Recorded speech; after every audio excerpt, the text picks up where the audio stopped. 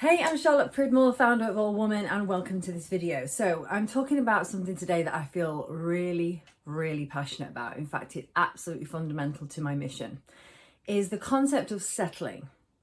Now, I don't mean settling down, I just mean settling for something less than you are capable of. And the reason I feel so passionate about it is because I feel that many people settle completely unnecessarily. So I believe that we're all born with innate potential. So the reason we're so successful as a species is because we create, we innovate, we expand into our potential. A percentage of us expand into our potential, becoming the truest, most expressed version of ourselves. That means that while having our human experience, we reach the potential that we are given. Now, this percentage of people are usually celebrated. They're written about, they are talked about, they leave a legacy for the people behind them. The term celebrity actually just means to be celebrated. But what's the truth? The truth is that these are just human beings, just like you and me. I worked with celebrities for a couple of years in my past career, and what I realised during that time was they're just literally like you and me. They go to the loo, they've got a story, they've got insecurities, they've got all the things that we have as humans. The only difference between them and us, normal people, is they have chosen the thing that they love to do. They have decided to do it, and they have stuck at it long enough in order to self-actualize into that thing. They don't feel they have a choice. They have done the thing that lights their soul up. And to some, to varying talent. But the point is that they've just followed their desire. They are a human being. They were born just like us. And they have a desire to do something. They have tapped into the thing that lights them up, and they have pursued it. That's it. That is the only difference. So when we think about celebrity, it normally pertains to sport or entertainment. But if we actually look at what reaching your full potential means, it brings me to the subject of this video. So what stops us from reaching our full potential? I believe it's our opinion of ourselves based on the experiences that we've had. Our external experiences with other humans alters our view of ourselves internally.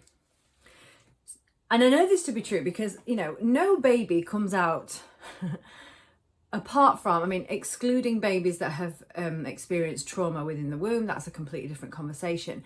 But most humans come out naked and loving it with zero limitation, no low self-esteem, no limiting beliefs. So how does it happen?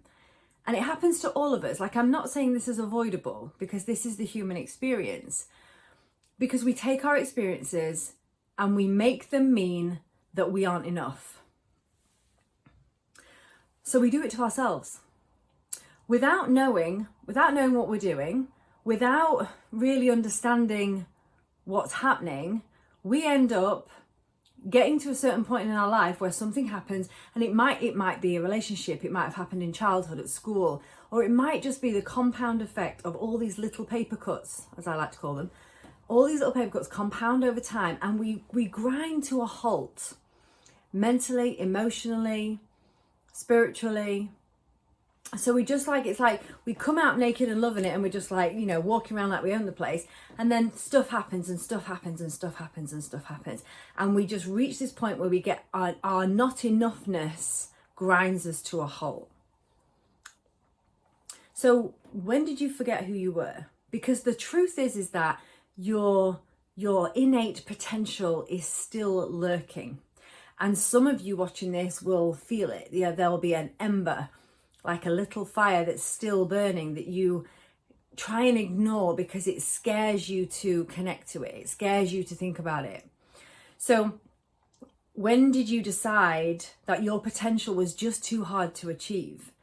And the thing that I find most upsetting about this is because let's say you have a talent And this applies to me too. Like, I was always a singer. I love to sing. Singing is one of my favorite things to do. Like,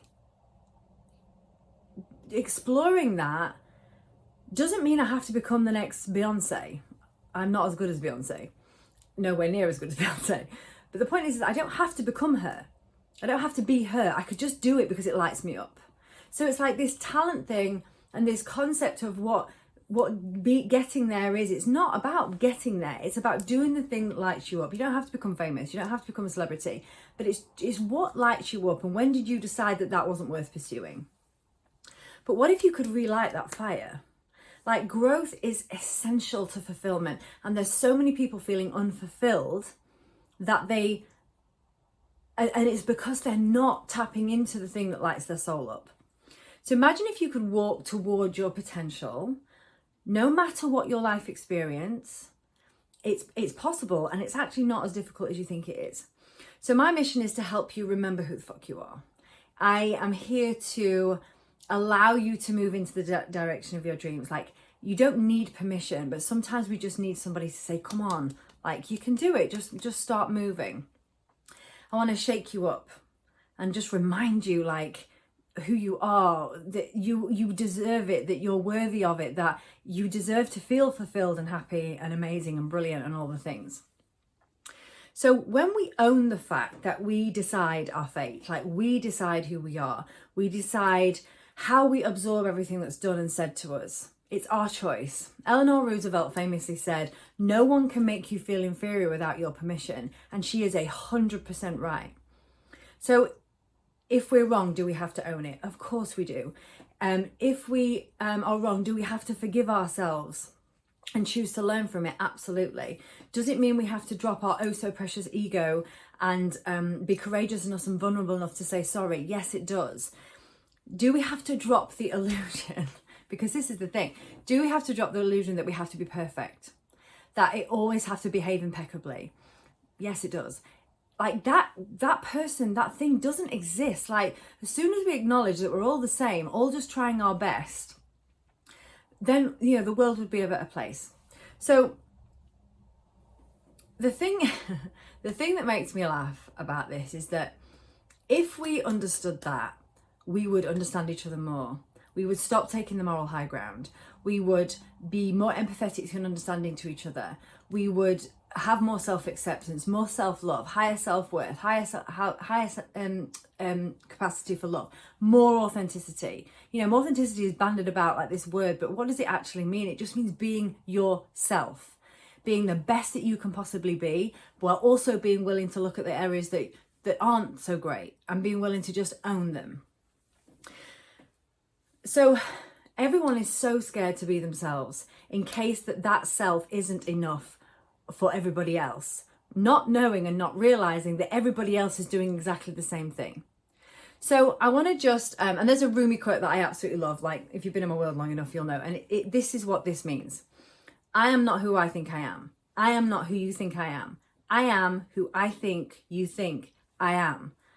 Let's just be ourselves, people, right? Let's just not settle. Let's just move into our beautiful talents and our beautiful direction and walk in the direction of our desires and just be fabulous and brilliant in that area and be willing to look at the areas that aren't so good and be willing to work on them.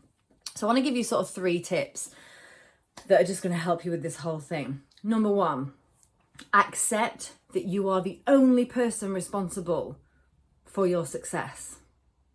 The only person. Radical self-acceptance and radical self-responsibility.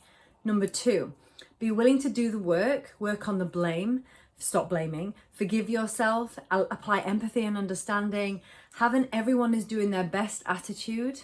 You don't have to have them in your life, but just you also don't have to take the moral high ground. Just know that everybody's doing their best with the resources that they have. Number 3, decide you aren't done yet.